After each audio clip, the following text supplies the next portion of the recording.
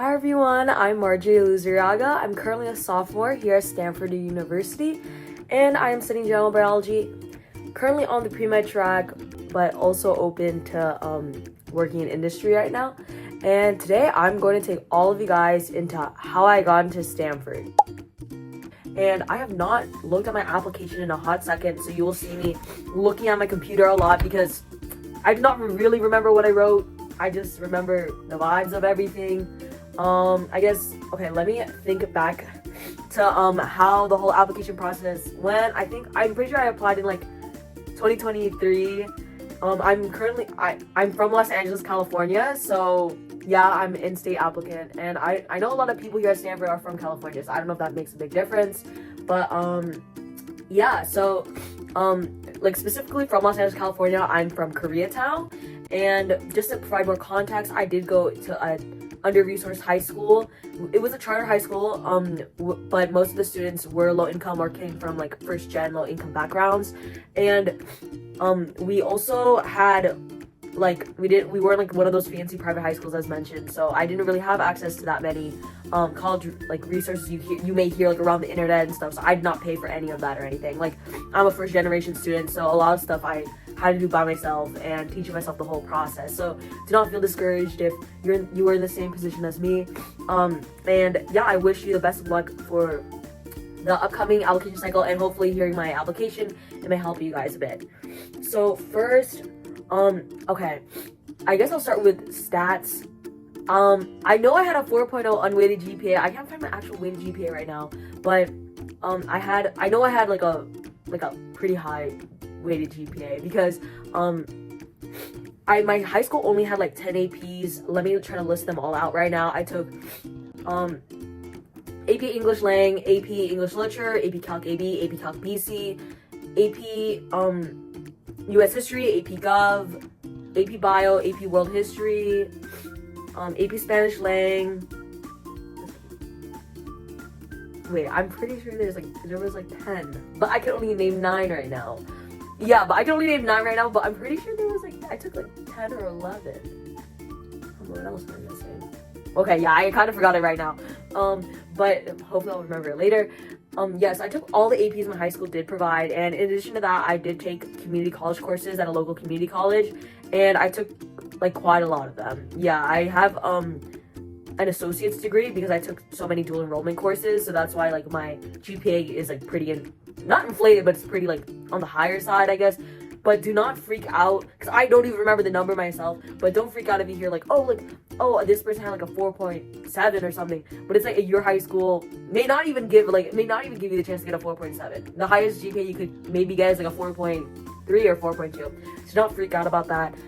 Yeah, and back in high school, yeah, I took a lot of community college courses.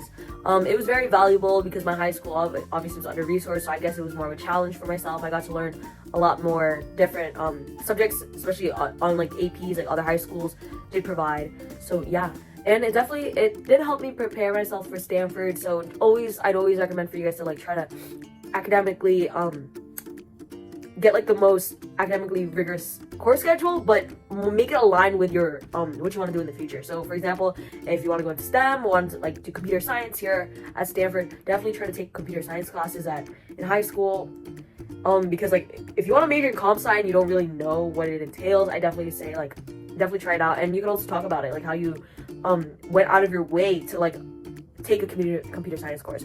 Okay, and I also was SAT test optional. I don't think you guys have the option to be test optional anymore, or I think it was like the last year was this year's application cycle. So yeah, I was test optional, and I know a lot of people are like, oh, like what made you choose to be test optional? I didn't even try to take the SAT because for one, I felt like I knew my academics were already pretty like strong. I didn't need to grow in that area because I knew my rec letters would be like really good, like already talking about me as like a student, and I already took a lot of like community college courses. I was like, why would I need an SAT to supplement that? And I wanted to definitely focus more on the writing of the like application instead.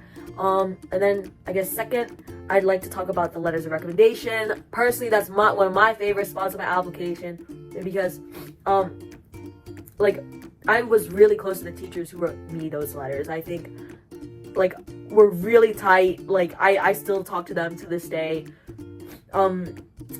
they were able to give me a little insight into what they wrote in the letter, because I recommend you guys to like kind of like definitely choose a recommender you're close to, and also provide them like a resume on what you want them to like tailor that the letter of rec to. And yeah, just like hearing what they said, like I could like say that I did cry, like definitely like hearing what my rec letters had to say about me, because like the recommenders I had, they definitely wanted me to get into a college in general. So it's like they wrote like really like the sweetest things. Like I obviously I cried, so, and I'm not a big crier, so it's like, oh, they ate with the letter.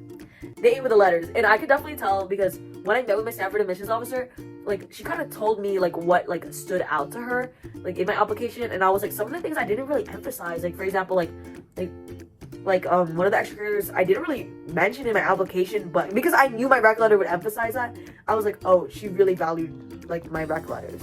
And so yeah, pro tip, choose someone who you know will write a fire rec letter, because if they're not gonna give you a fire rec letter, then I don't think you should even bother asking them to submit. And then okay, so for activities, I don't think I'm gonna go through all 10 of them right now, because that's a lot, but I'll name like the main 3 like things I guess I did in high school.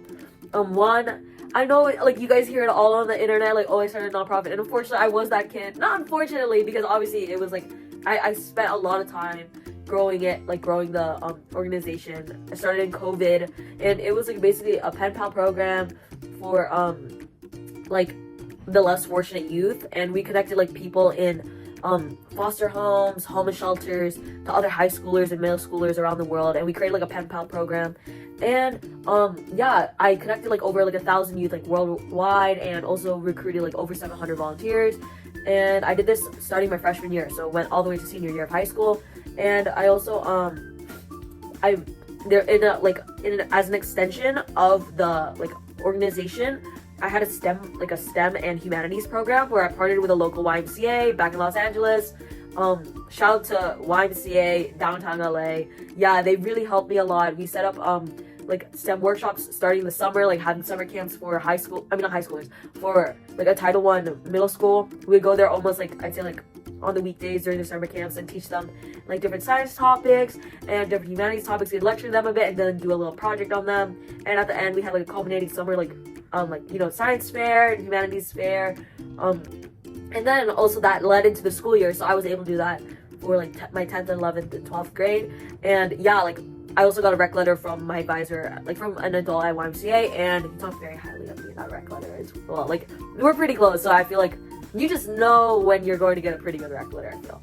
And then I also had like gotten like a lot of books from hosting a book drive at my high school, and we created a library at a local family homeless shelter, and it was recognized by the Los Angeles Mayor Eric Garcetti at the time. And to set up the library, I got the help from them, and they helped me set that up and everything. And then another thing I did was Key Club. I don't know, like I know that's a pretty like known thing like around America, the nation. So yeah, I started the first Key Club at my high school, and it was like it became the biggest service organization like at my high school, because my high school only had like 400 students, and yeah, the club had 100 plus students a part of it, and it was a pretty big deal, I'd say, because in my rec letters like they emphasized that. And my Stanford admissions officer told me that like starting Key Club at my high school, like the whole process, like that's like one of the reasons why I got in. So Key Club, even though you guys may have that at your high school, I definitely want to emphasize the impact you make with the clubs you do. It's very important, rather than just like, oh, you have like a leadership position, like, oh, you're like financial officer of, I don't know, like Key Club at your high school, but you don't really do anything, you don't really make any change. Like, I want you guys to make sure that you guys have an impact in the extracurriculars you guys do. And another thing is, yeah, those are like the main extracurriculars I had. But another thing I did was that in my application, I want you guys to make sure you guys quantify everything you guys did, because that shows impact. Because like a lot of like fluffy words, like how much does that really tell you about what you did? Like impact, like I for me, I included numbers in everything I did to quantify everything, to show like, because I came from a low income high school, like having these like pretty like whoa numbers was like, oh, like it's a pretty big deal. Maybe like in comparison to a person who went to already like a resource high school, it's like, that's kind of the usual if they see like everyone like doing it. So it's like, yeah. for this, like, it definitely showed, like, from the background it came from where I grew up, definitely more, like, on the stand-out-ish side, I guess. Yeah, and that was for, like, the main extracurriculars I want to talk about. And I guess the main, wait, sorry, let's get this. The main essays. Okay, so now on to the essay section.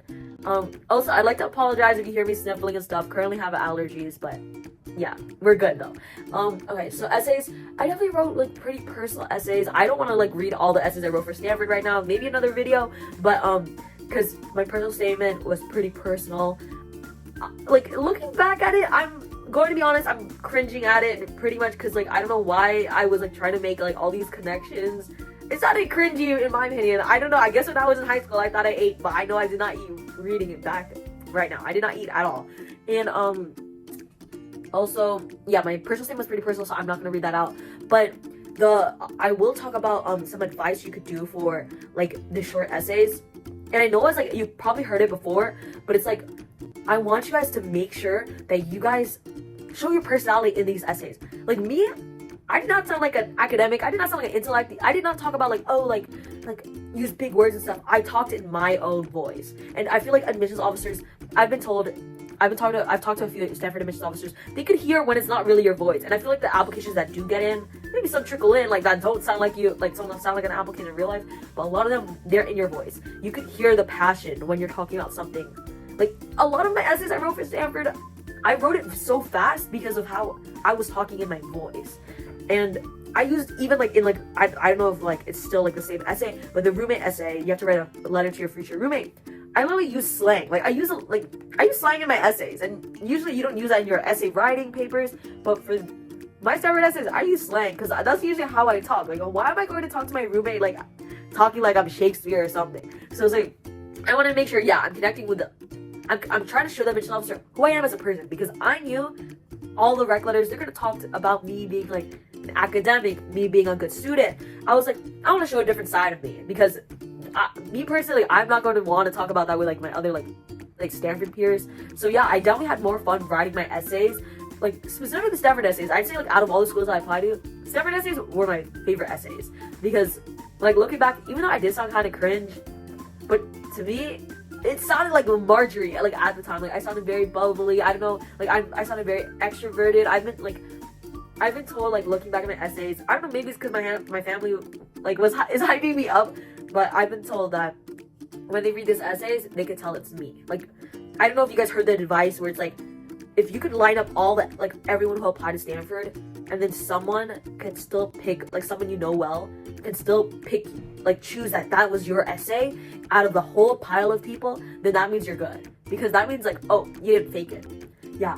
And, I think those are, like, the main parts of the application. So hopefully that helped you guys. Sorry if it didn't. I know the application cycle's changed now, but I wish you guys the best of luck, and you guys got this. And you guys could always reach out to me if you guys have any questions.